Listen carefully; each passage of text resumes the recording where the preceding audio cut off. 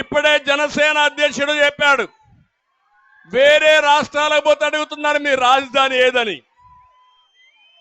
తమిళనాడులో పోతే గర్వంగా చెప్తారు మా రాజధాని చెన్నై అని. తెలంగాణకి వెళ్తే హైదరాబాద్ అని గర్వంగా చెప్తారు. దాంట్లో నా యొక్క కృషి కూడా ఉంది. బెంగళూరు పోతే, కర్ణాటకకు పోతే మా రాజధాని ఏమిటంటే బెంగళూరు అని చెప్తాడు. నేను అడుగుతున్నా, ఇప్పుడు మీ రాజధాని ఏది? ఏది మీ రాజధాని? ఏది మీ రాజధాని? మూడు ముక్కలాట ఆడేశాడు. మనం మొత్తం దివాలా తీశాం. ఇలాంటి దుర్మార్గుడు ఈ వ్యక్తి. ఇతను మాట్లాడితే ఒక మాట మాట్లాడుతూ ఉంటాడు, మడమ తిప్పను మాట తప్పను. ఇది ఊత పదం అతనికి, అవునా కాదా? వెంకటగిరి కోట నుంచి అడుగుతున్నా, దీనికి సమాధానం చెప్పండి. 98% హామీలు నెరవేర్చావన్నావు కదా, మచ్చుకు 4 అడుగుతా నేను. అవి సమాధానం చెప్పమంటున్నా. కేంద్రాన్ని మెడలో ఉంచి ఏం తెస్తా అన్నాడు?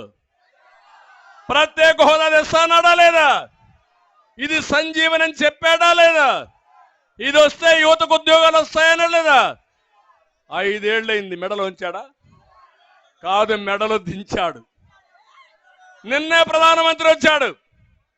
నేను అడుగుతున్నా, అడిగాడా ప్రధానమంత్రిని ప్రత్యేక హోదా? ఇదే నా విశ్వసనీయత. మీరు ఒప్పుకుంటారా తమ్ముళ్ళు? నేను అడుగుతున్నా. ఇంకో పక్క మద్యపాన నిషేధం ఎంత కమ్మగా చెప్పాడు మా ఆడబిడ్డలకు ఆ రోజు. మద్యపాన నిషేధం చేసిన తర్వాతనే మీ ఓటు అడగతా. మద్యపాన నిషేధం చేయకపోతే మీరు ఓటు వేయిద్దని చెప్పాడా లేదా అని మిమ్మల్ని అడుగుతున్నా. ఈరోజు ఏం చేశాడు?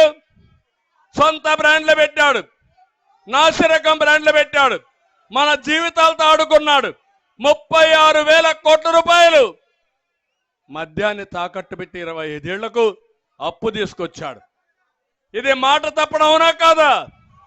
విశ్వసనీయత ఉందా ఈ వ్యక్తికి? ఓటు అడిగే హక్కు ఉందా ఈ వ్యక్తికి? మీ పిల్లలు ఇంటర్మీడియట్ మరియు ఎంసెట్ చదువుతూ సబ్జెక్ట్స్ లో కన్ఫ్యూజ్ అవుతున్నారా? కాన్ఫిడెన్స్ లెవెల్ తక్కువగా ఉందా? Rise the perfect guide. Description లో ఉన్న లింకును ఉపయోగించి సబ్స్క్రైబ్ అవ్వండి.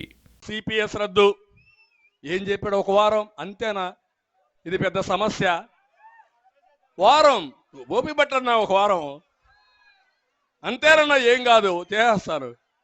ఎన్ని వారాలనేవి? ఎన్ని వారాలనే అని అడుగుతున్నా మిమ్మల్ని. చేశాడా అని అడుగుతున్నా.